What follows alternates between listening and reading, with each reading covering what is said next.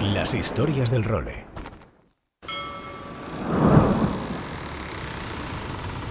¡Bienvenidos a bordo del Role! Una placentera travesía por los mares del podcast.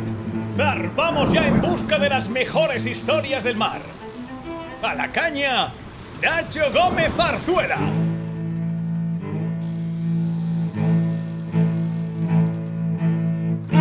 Muy buenas a todos, bienvenidos al episodio número 13 de este serial sobre la Copa América de las historias del role, donde vamos a tratar el acontecimiento más importante de la historia del trofeo más antiguo del deporte mundial. Casi nada. Y mira que hay momentos espectaculares en la cronología de la batalla por la mítica jarra de las 100 guineas, pero el hecho que nos ocupa en este capítulo marcó un antes y un después y puso fin a la racha victoriosa más prolongada de un país en la historia de todos los deportes. Estamos en 1983, 132 años después de que se gestara la Copa América con la legendaria vuelta a la isla de White de 1851, y desde entonces únicamente los Estados Unidos habían ganado la competición. Desde que la goleta América se trajera el aguamanil de plata a través del Atlántico para instalarla en su peana del New York Yacht Club, los Estados Unidos habían defendido la jarra en 24 ediciones de forma consecutiva a lo largo de estos 132 años. Pues bien, en 1983 el Australia 2, armado por Alan Bond y patroneado por John Bertrand, inscribió su nombre en el libro de oro de la historia, arrebatándole la Copa América al Liberty de Dennis Conner. Vamos a contar esta historia centrándonos en sus tres principales actores, los citados Bond, Bertrand y Conner, que acabarían copando las portadas de toda la prensa mundial en aquellas fechas y que serían los personajes más populares de sus respectivos países en ese histórico 1983. Y empezaremos por el perdedor, el estadounidense Dennis Conner, que pese a esta derrota es reconocido unánimemente como uno de los mejores patrones de la historia, si no el mejor, y que a día de hoy sigue luciendo el apodo de Mr. Copa América.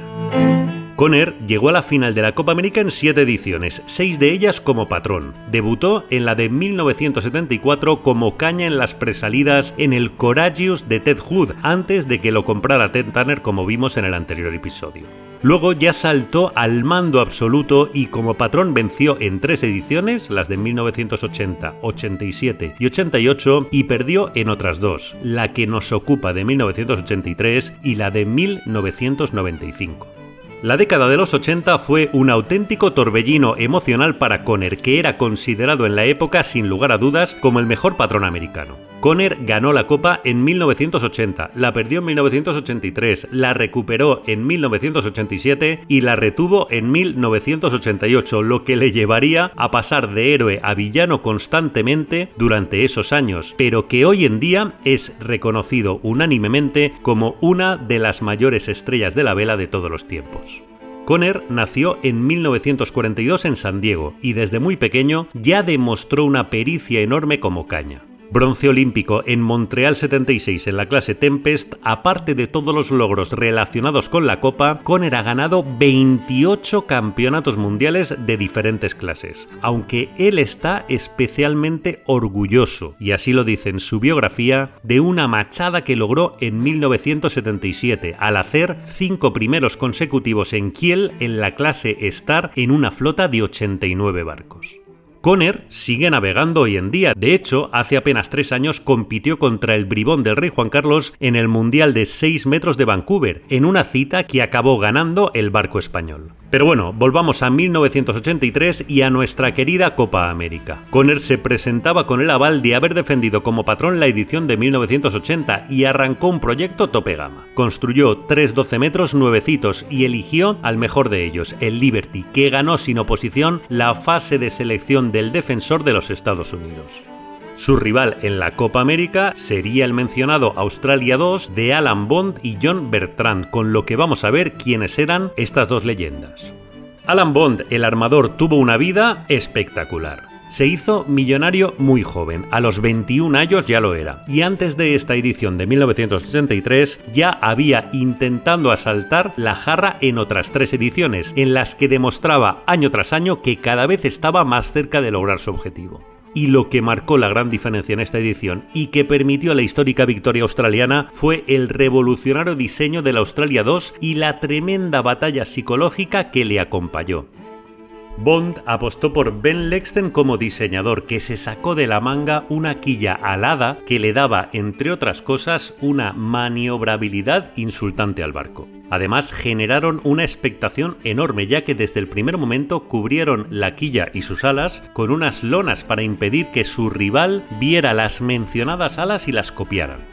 Este misterio hizo que los americanos investigaran hasta el más mínimo detalle al Australia 2 y llegaron a presentar una protesta formal por el origen del diseño de las alas de la quilla. Resulta que los australianos las probaron en Holanda y los americanos decían que no solo las pruebas, sino también el diseño era de origen holandés, cuando las reglas de la competición obligaban a diseñar todos los barcos en su país. Al final, los australianos se llevaron la razón y pudieron navegar con su revolucionario velero.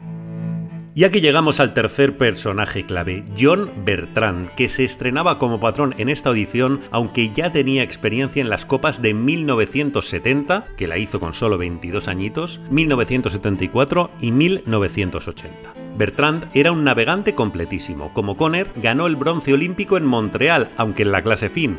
Ya había ayudado a Ben Lexten a diseñar el Southern Cross en 1974. Era ingeniero por el MIT de Massachusetts y estuvo muchos años con North Sails, con lo que también se convirtió en un experto velero. Curiosamente, Bertrand tenía además como navegante en el Australia 2 a Grant Simmer, que en este siglo XXI sería uno de los dirigentes de referencia tanto en Alinghi como en Oracle.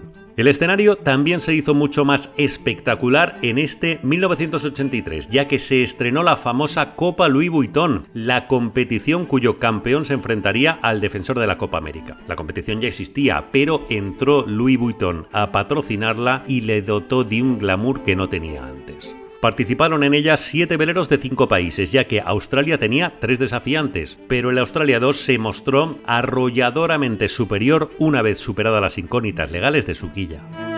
Total, que en septiembre de 1983 llegó la esperada batalla naval entre los Estados Unidos de Dennis Conner y la Australia de Alan Bond y John Bertrand, un duelo que iba a ir acompañado también de una enorme lucha propagandística.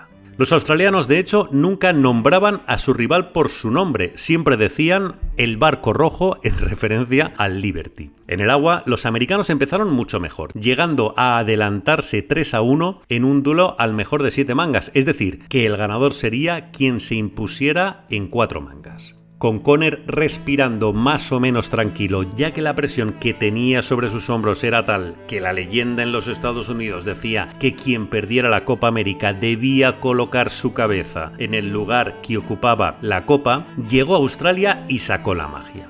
Venció la quinta manga para ponerse 3-2, la sexta para empatar a 3 y en la séptima y definitiva salió airoso de una legendaria batalla de viradas. Hicieron medio centenar ambos barcos en la última ceñida, que certificó el pasaporte de la jarra de las 100 guineas para salir de los Estados Unidos por primera vez en la historia. Ese mágico día fue el 26 de septiembre de 1983, marcado en la historia de Australia como una de las jornadas más grandes en la historia de su deporte, aunque en el país vivieron el logro en las primeras horas del día 27 por la diferencia horaria. Alan Bond pasó a ser uno de los héroes más aclamados del país y recibió todas las condecoraciones posibles, aunque en los siguientes años se los pasó envuelto en múltiples delitos fiscales que le llevaron incluso a la cárcel en 3 ocasiones. Bond falleció hace poco, en 2015, con su fortuna casi restablecida tras su paso por la cárcel y su correspondiente ruina, pero tuvo tiempo para dejar una respuesta que lo dice todo cuando el periodista de la cadena ABC Mick O'Donnell le preguntó si era posible ser al mismo tiempo un delincuente empresarial, un corporate criminal en inglés, y un héroe nacional, a lo que respondió: pues parece que sí, ¿no?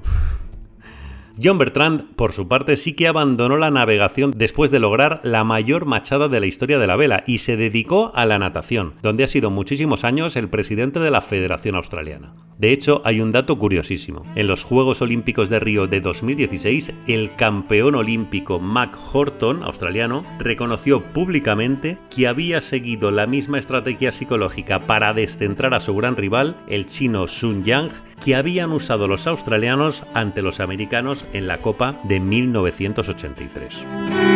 Ahora tenemos por delante otra edición y otra historia casi tan espectaculares como esta. La misión de Dennis Conner de borrar esta enorme mancha en su historial y recuperar la jarra de las 100 guineos para los Estados Unidos. Pero eso será ya cosa del siguiente capítulo de este serial sobre la Copa América de las historias del rugby.